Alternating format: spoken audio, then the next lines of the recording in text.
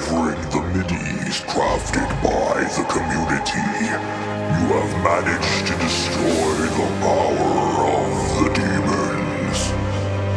As another Doom Marathon lay completed before you, maybe now you can retire to a lifetime of frivolity. Congratulations, Lord. Hello everyone, I'm Dar. It's like I typed up in my posts and video description for the big finale, but it really is the end of an era here on the channel. Yeah, Plutonia had been on the table ever since the end of the Doom 2 marathon, back when the channel was still like, under 200 subscribers, and yeah, I was still learning how to do a lot of things. And well, now here we are. Yeah, years later, the channel's expanded by a little more than 20 times what it was then, and I've picked up a hell of a lot of experience along the way as well.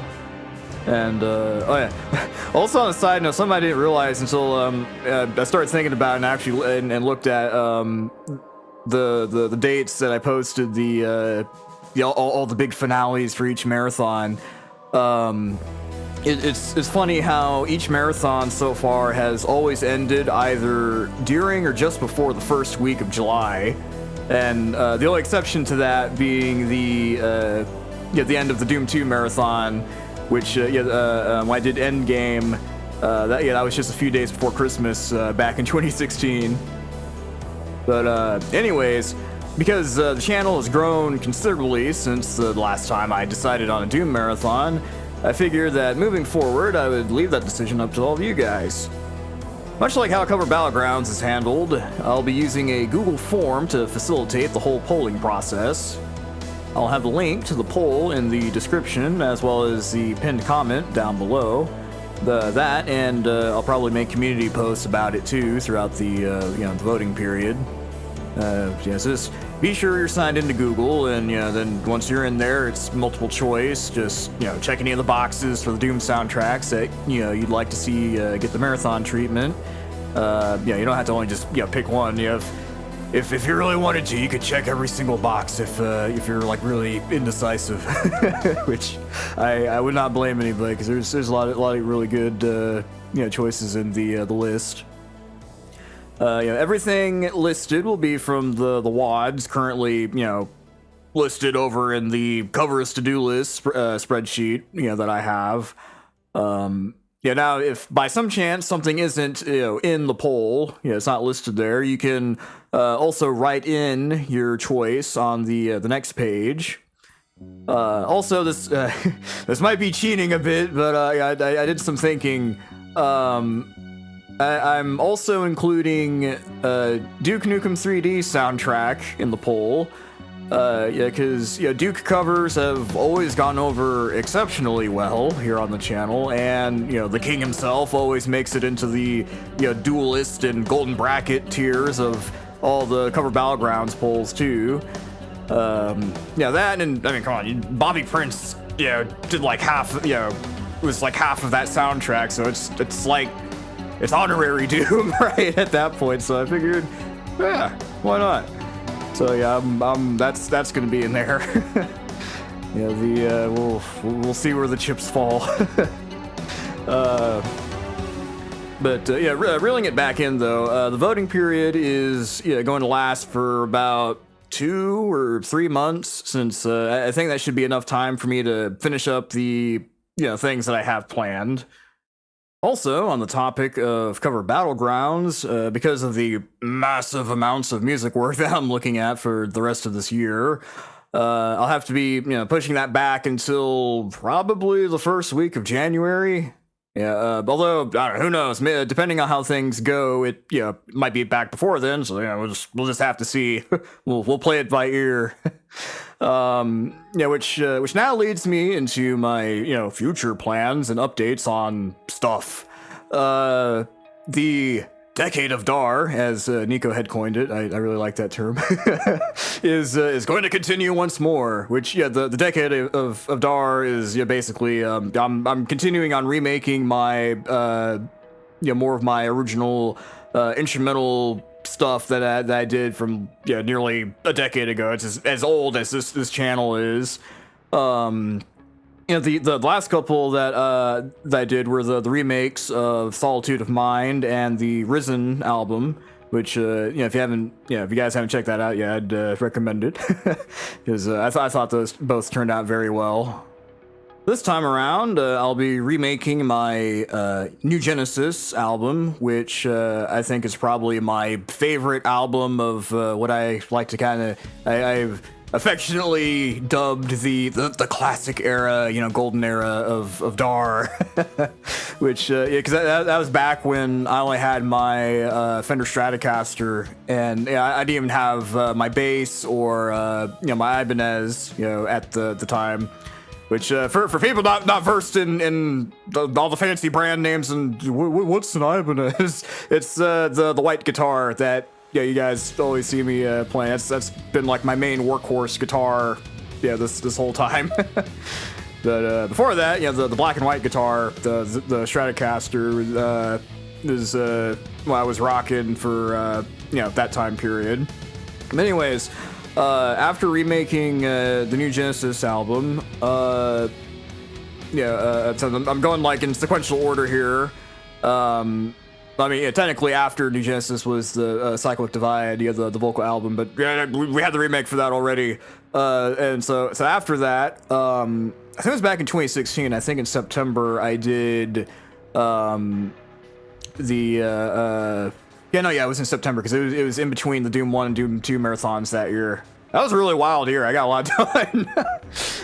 Had an album and then also got both Doom 1 and Doom 2 out there for all y'all. But in September 2016, I had put out my Horizons album, which is, I think, overall my favorite album of my pre-Red Planet era of work. I really loved the Horizons album. I was really proud of that album. But with how nicely Solitude and Risen both turned out, their remakes. I'm really excited to see how these remakes for New Genesis and Horizons are going to turn out. With my current skill set and experience. And that, and it'll also be great to finally have the MIDI renditions of these two albums as well, because I think of my original work, my original songs, New Genesis and Horizons are the only ones that currently don't have a MIDI pack thing out there, because I started doing releasing the MIDIs alongside the albums. And the album right after Horizons, which was the first Red Planet album, and then after I had the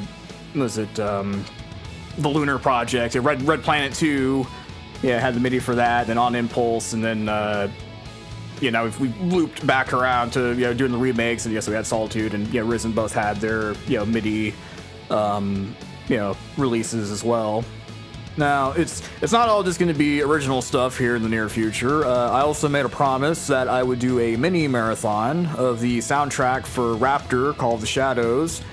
Really great rock soundtrack, and I think I'd feel right at home covering that. I'll also probably redo the one cover that I did from that soundtrack from a few years back, which I think it was back in 2021 when I did that cover. I'm not sure if it's going to be like a complete overhaul. I'm going to re-record everything, or if I'm just going to wind up, tweaking the mix and using my current mastering signal chain that I've concocted here the last couple of years. Aside from that, I have a handful of songs here and there that I had promised that I would do after the Plutonia marathon was finished. Which, speaking of which, while Plutonia is done, I did also promise several folks that I would also cover the unused MIDIs that came with the MIDI pack, so I'll also be getting those done as well. I also have a couple of surprise Doom covers that I had recorded a couple of months ago as well, which, yes, you heard me right, a couple of surprise Doom covers. I think some of you that were aware of the mystery Doom cover coming on the 31st gonna be pleasantly surprised here with the other surprise Doom cover that I have coming up, which should be sometime here next week. If I had to guess, it's just a matter of I recorded both of these covers. They're done.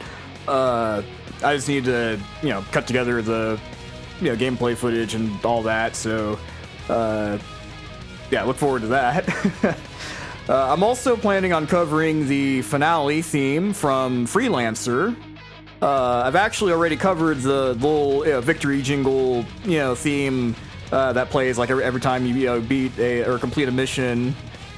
I did that. I think it was there a couple months ago. I went and got that done. But that along with the finale cover, from the Freelancer finale cover is going to be probably put out here sometime in September. Is what I'm aiming for.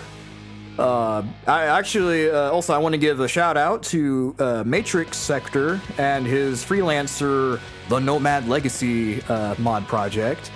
I also want to thank Dexius for shooting over an email and reaching out to me asking if I'd be down for covering those two tracks so that they can be used in that mod. The mod's it's in Russian, but it's planned to have English subtitles and translations, and it's supposed to be like this like an unofficial sequel and expansion to the original Freelancer story. New planets and even some new mechanics. Some really neat stuff and work going on over there by Matrix, and I haven't had the chance to sit down and try it out yet, but since I've been pretty much living, eating, and breathing music lately to get all these all these tunes released for all you guys. But from the videos and the stuff over on his channel that I saw, it looks really cool. So definitely go check out the Nomad Legacy mod if you're a fan of Freelancer. As for other stuff, throughout the rest of this year, I'm gonna try and revisit some covers that I know that I'll be able to put up for distribution across the various streaming platforms. One cover release that I've been thinking about for a while now is going to be something along the lines of, One Doom Space Marine, Volume 1 or something like that. It'd basically be a collection of the Aubrey Hodges, tracks that I've covered so far, as well as a, touched up, redo of my Doom 3 cover. Because I'm fairly confident all of those tracks would get the green light for distribution without any trouble. Because the world of distributing covers is a really convoluted and tricky mess to approach, especially when it comes to covering old game soundtracks. Chances are though that if the OST is available for streaming, it's already up on places like Spotify and stuff, then getting a cover distributed shouldn't be an issue. If not, your mileage may vary, because there could be any number of issues. Sometimes maybe things work out smoothly, or there's no issue, or there could be some weird licensing limbo hell that the soundtrack is stuck in. One that comes to mind is the old Spider-Man 2000, the old PS1, N64, Spider-Man soundtrack. Was I think Tommy Tallarico, I think is the composer. Like he can't release any tracks or anything officially. Then that whole soundtrack is stuck in limbo because. Oh man, I can't remember now. I think ultimately, Activision has the rights to it, but that's kind of it's in a weird spot. But there's certain soundtracks out there that have that issue. Or on the topic of Spider-Man, another cover that I really wish I could get up out there because I'm really proud of it was the Maximum Carnage cover that I did.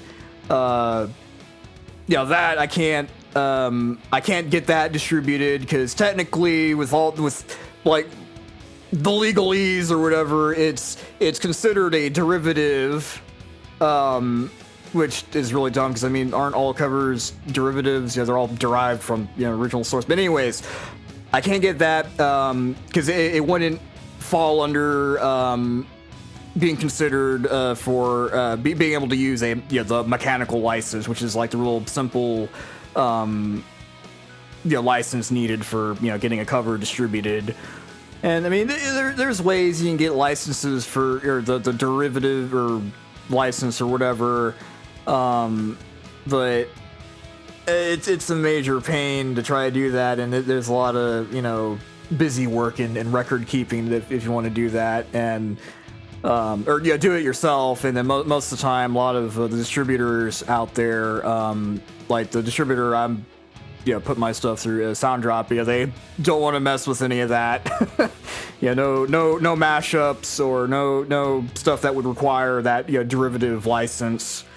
I think DistroKid might do it, but they charge ridiculous rates just to especially for covers. But I'll leave it at that for now, because this is a topic I could rant about for. It could be its own separate video if I really wanted to do that, but moving on. I actually have a rather silly and fun new side project, music side project that I'm gonna be making stuff for sometime here in the very near future, hopefully. The name of this project being Miko Mayhem. Like Miko, like the traditional Japanese shrine maidens, with the red and white clothing. This has actually been an idea that my friend Vilison and I have been BSing about back and forth over the last probably 3 years now. Basically, the gist of this project. This little side project is it's gonna be like my outlet for putting out a bunch of anime related covers, and just covering a bunch of anime openings and ending songs and all that fun stuff, and also various Vocaloid covers. There's a lot of Vocaloid rock songs I actually really like, and I listen to those. I'm like, I could do that. I can jam to that. So great music paired with my way of approaching covers under the guise of a fictional band fronted by a bunch of cute anime girls. I mean, it's like, I don't know about you, but that sounds like a really fun kick-ass combination if you ask me. But if I remember right, the beginnings of what would become Miko Mayhem started when I was telling Vilison about Spinal Tap, since he had never watched that classic of a movie. So I got him to watch it, and then at some point I also brought up K-On! Which I also got him to watch because he had not seen K-On! Either. So it was fun getting him introduced to all that. Then anyways, from there we joke back and forth about ideas of having our own little webcomic series of cute anime girls doing cute things or whatever, and then with music jokes and stuff sprinkled in. But anyways, after having that idea sitting around on the back burner for ever now, I started entertaining the idea of it again very recently. Earlier, this year, I started playing around with Open Utau. I don't know how to pronounce it. I think it's Open Utau. I started playing around with that software again, which it's pretty much like an open source Vocaloid, program kind of thing. With you got a bunch of voice banks and stuff floating around, out there for it. Eventually, I started looking more into what all was going on with vocal synths and stuff these days, since the most experience and knowledge that I had of vocal synths were the brief moments that I goofed around with Utau like a decade ago, and then before that was when I managed to freely acquire whatever version of Vocaloid was out back I think back in 2012, I think. Yeah, I didn't really ever get that far with either of those because I didn't know how to do all the syllables and stuff. Like I don't know Japanese. I can't. How do I make them speak English? So yeah, no, I did not get really far with whatever Vocaloid release was available at that time. Back in 2012. Anyhow, so I was really blown away by how far the technology has managed to come since the last time I looked into this sort of stuff. And in particular, one piece of software that I think really deserves a lot more recognition is Synthesizer V, or is it Synthesizer 5? I don't know which is correct, but I'll just call it Synth V for short. Synth V, it pretty much works and is set up in the way that like Vocaloid and Utao are, where you've got your piano roll, where you place your notes and stuff, and you enter in the phonetics and stuff for the syllables, and you piece the words together. And maybe I've just been really out of the loop, and this is all totally like really old news, and I'm just absolutely late to all of this. But I'm sure that any of you out there are like familiar at all with Vocaloid, or have heard of Vocaloid thing at some point. Knows that the voices are very distinctly robotic. Like you hear a song featuring a Vocaloid voice bank, and you'd be able to point it out right away. Like, oh, it sounds like Vocaloid. It sounds like Miku or something, right? Whereas with Synth V, well, here, let me play you a snippet from a test cover that I did here a couple, 2 or 3 months back of Anamanaguchi's Miku song, the Uiu song, which if any of you are familiar with Vocaloid stuff, this will be familiar.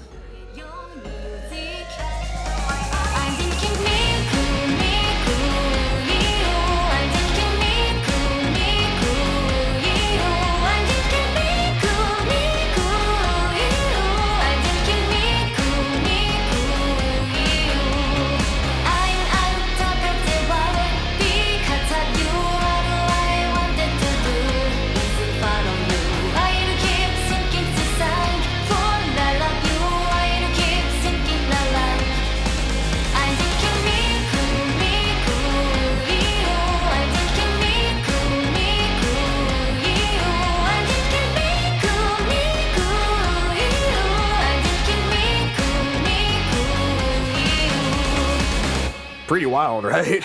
But get this, the voice bank I used there was actually this feature-limited trial version. So when I first went into the basic free version of the software, I was expecting to get something like I'd get from the brief experiences that I had messing around with Vocaloid and Utao.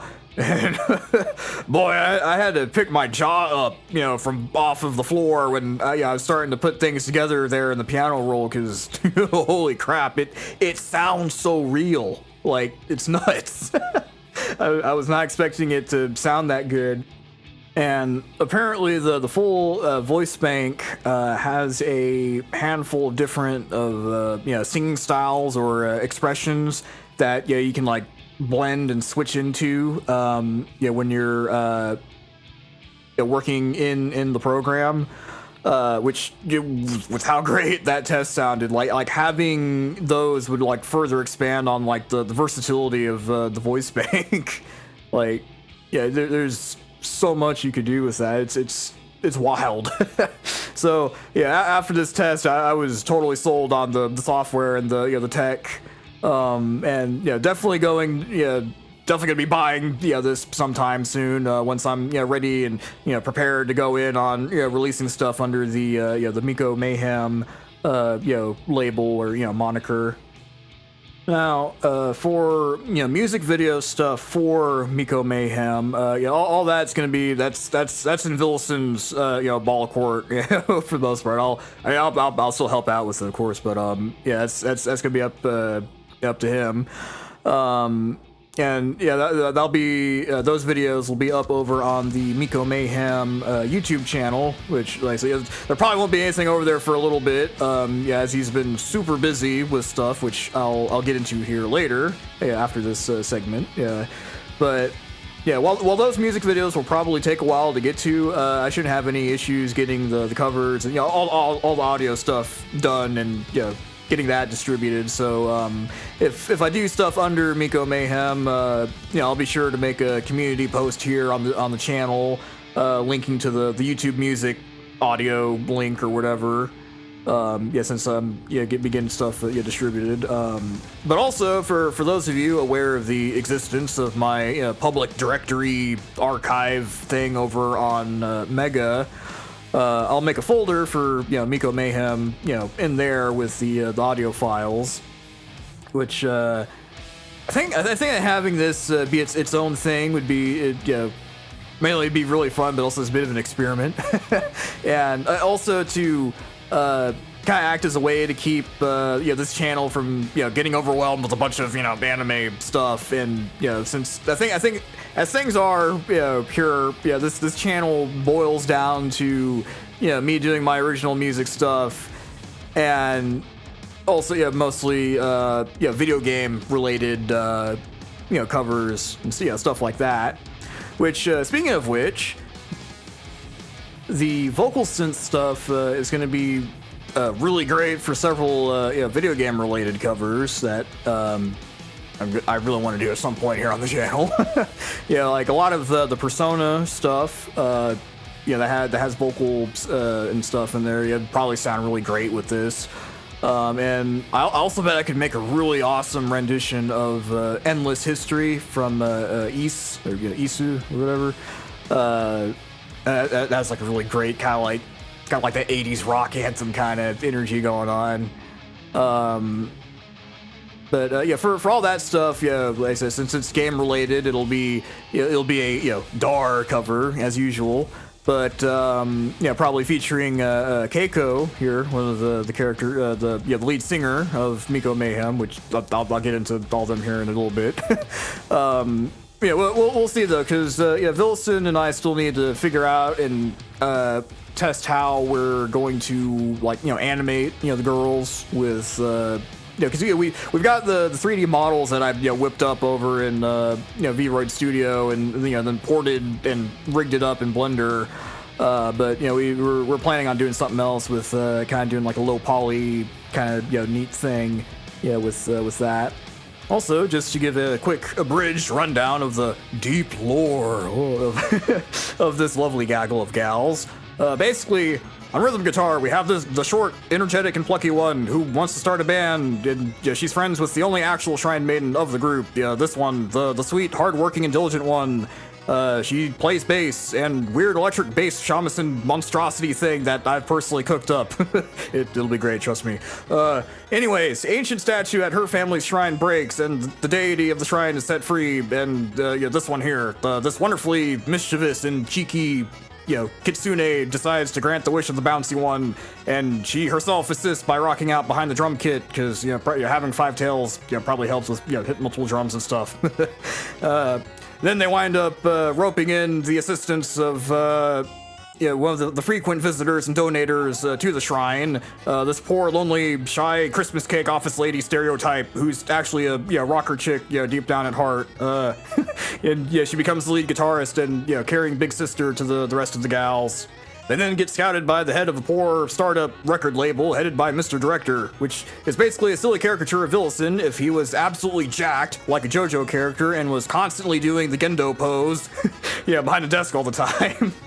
And Mr. Director signs them on the condition that they accept this cute, goofy, curious, and naive homunculus to be their singer. And, so now with the artificial industry plant now securing her spot as a singer through shrink pulling, the maidens of Miko Mayhem have become official. And, then they work closely with producer San, that's me, to, get their songs produced. And, that's that. So, music will, take priority and come first, obviously, and either Vilison or myself will try to make silly little chibi styled one-page comics and skits and stuff if we're able to make the time for it in between all the other stuff we have to work on.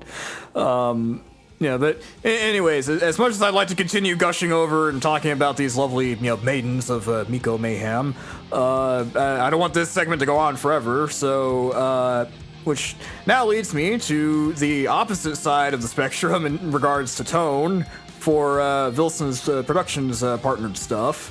It's not like we've been, all we've been doing is goofing off and screwing around making cute anime girls.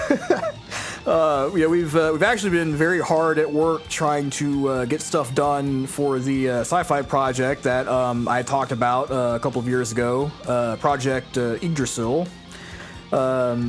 It's been an absolute struggle and challenge to get production stuff figured out for for this project.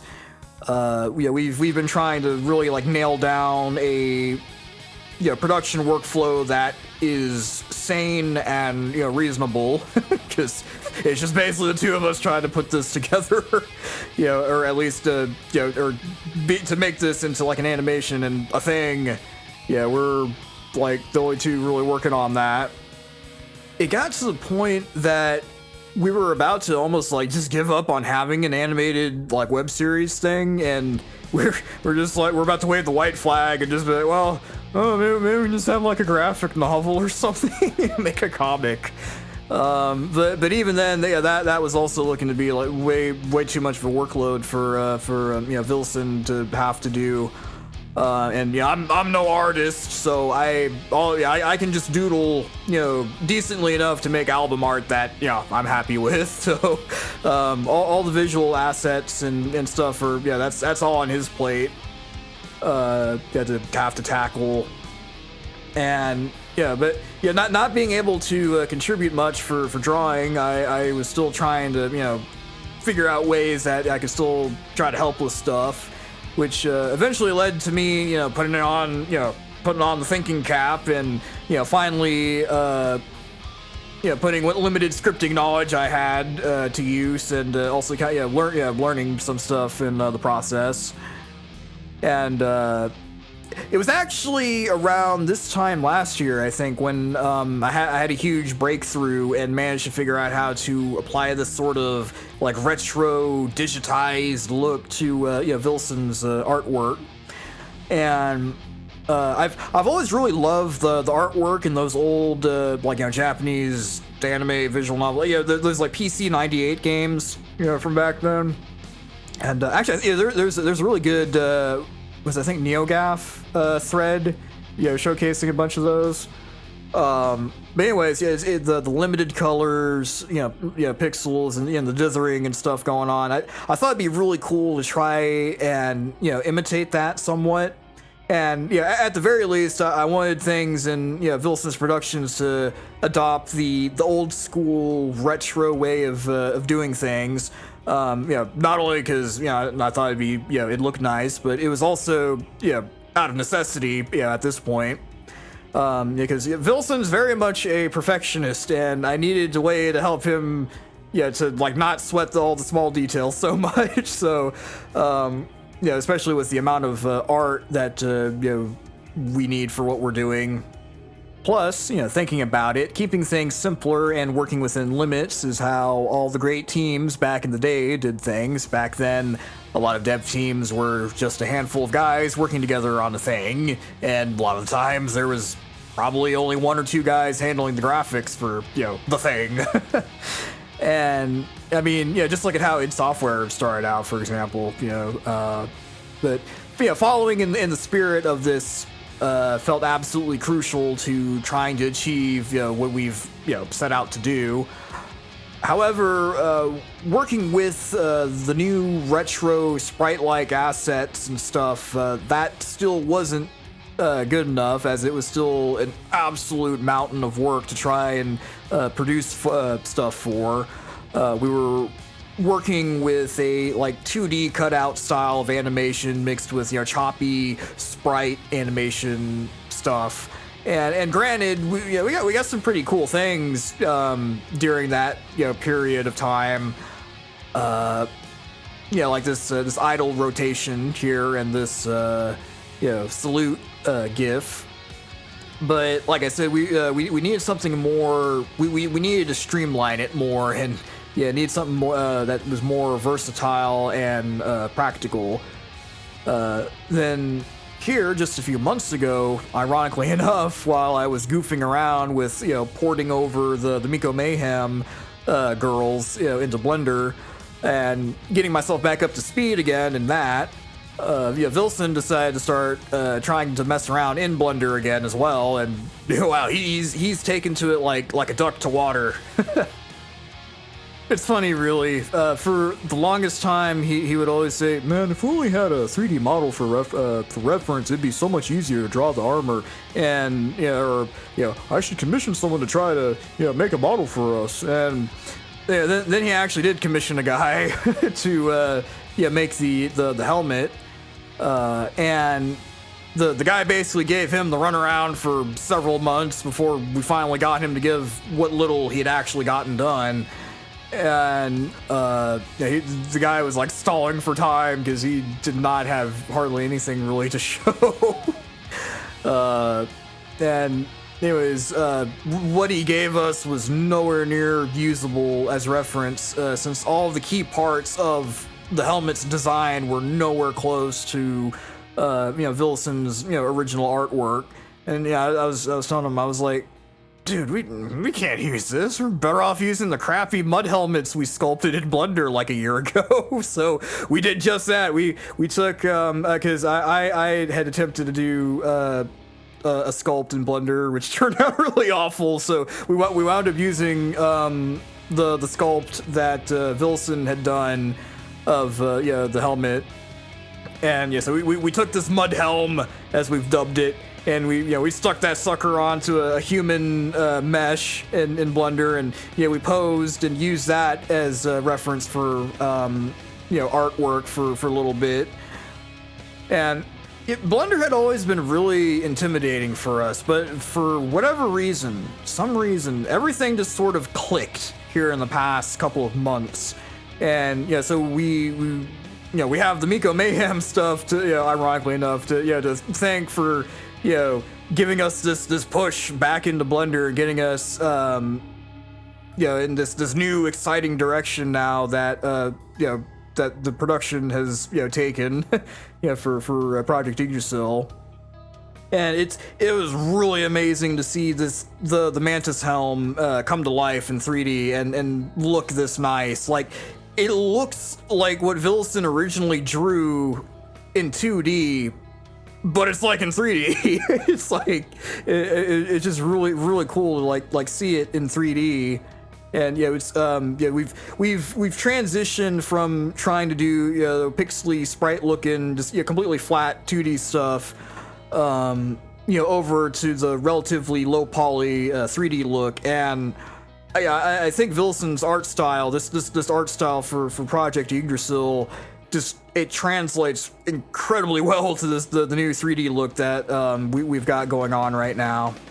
So we're very excited about this recent development, because this is going to be a lot less work compared to the absolute hell it would have been to having to work with rigging up multiple rigs for each different angle for each different character, and all the accompanying cutout sprite parts that you had to attach to those rigs, and then doing weird hiding and unhiding the parts where we want to try to get quick rotations, to swap out the sprite images in the rig, and it just would have been such a headache to do, which that was what we were originally looking at. We were like, oh no, we gotta figure something else out. But the answer was 3D all along. I was a bit skeptical at first. I was like, well, I mean, we gotta try this, because this is our only kind of way to make this work, because what we're currently looking at is that ain't happening at least anytime soon. But the 3D tests so far have been going really well. And with this, it's like with the soldiers in the series, the Inheriar, wearing this armor, it's pretty much one rig to rule them all. Do it once, you're set. You can reuse it, for whatever. and yeah, it's just so much simpler. And yeah, Vilison actually got the majority of the helmet done in only a couple of sessions. Like yeah, he set off to do it, and then within a couple days, he sent me what he was working on. I'm like, holy crap, it's the helmet. And yeah, then for the rest of that week, yeah, he was mainly getting himself, reacquainted and, learning how to do certain things in Blender, messing with textures, the UV maps and stuff, and, proxy meshes for the normals and stuff, for the lighting, or how the light interacts with the model. Yeah, and it needs some slight tweaking and stuff. Yeah, like there's a hiccup with the texture on one of the earpieces, but yeah, if the turnaround time on the rest of the assets are this quick and goes this smoothly, we're finally going to be able to launch ourselves out of this like pre-production hell that we've been stuck in for a while now. And I'm so hyped for the way things are going right now, in Vilison's productions. And currently, as of this recording, he's working very hard on modeling Hibeo, the power armor that the good guys are going to be wearing and using, and it's just wild because we've been kicking ourselves the past couple of weeks, going, man, we should have done this a couple of years ago, but I think the timing of it all, it works out because, there's a lot of things we've picked up on and learned how to do in the past couple of years, for instance, and so where we're currently at is like, it's this culmination of all the things we've learned up to this point, and it wouldn't be where it is right now, or we wouldn't have what we have right now if not for that, all the struggles and the headaches of trial and error and stuff of the past couple of years, in particular. Yeah, it's just I'm so excited. And I absolutely can't wait until we're finally able to just go all in on producing content and stuff for Projekt Yggdrasil. Doing episodes and a lot of other various content and stuff. And me initially being the sound guy when Vilison first sent me the email. I'm excited to do sound design stuff, making sound effects and recording or doing music and stuff. There's a lot of music tracks I've done, and it's super top secret. You guys will eventually get to hear it, but I can't wait until I can finally put that out there. Put all the music and stuff out there, and more importantly, have the music paired with like a show with like a thing, a story and stuff.